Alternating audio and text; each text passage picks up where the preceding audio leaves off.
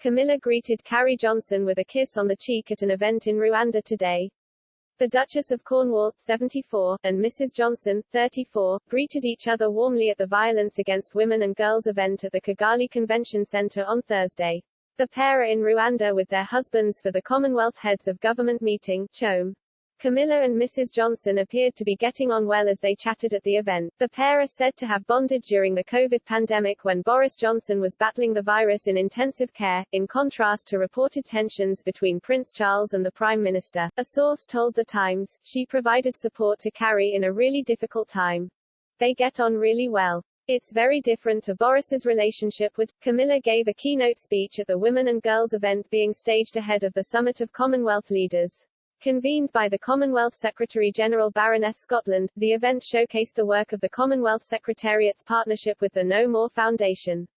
It has led to the launch of the Commonwealth Says No More initiative to prevent domestic violence and sexual abuse, specifically on addressing violence against women and girls. In her speech, Camilla, who has campaigned on the issue of domestic abuse for years, called on every man and woman in the Commonwealth to take personal responsibility for ending violence against women and the laws that discriminate against them. The Duchess highlighted how the Commonwealth's member states have pledged their support to an initiative to prevent domestic violence and sexual abuse, which the event was promoting, and said, "There is power in this alliance."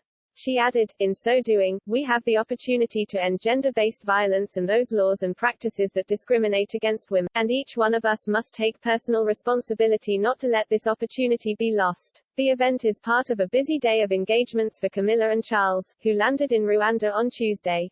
Later today, Camilla and the First Lady of Rwanda, Jeannette Kagame, will visit a public library supported by Bookaid International, a charity which the Duchess now represents as patron after succeeding Prince Philip in the role. Meanwhile, Charles will highlight the critical importance of rejuvenating land with a visit to a local wildlife sanctuary which has reclaimed surrounding wetlands and protected endangered cranes. The future king will also attend a series of events that will focus on climate, health and the private sector, meeting business owners from across the Commonwealth, host a roundtable with his Sustainable Markets Initiative, Commonwealth leaders and global CEOs, and attend the Kigali Summit on Malaria and Neglected Tropical Diseases. The royal couple will end their day by attending a fashion event as part of the Kigali Fashion Week.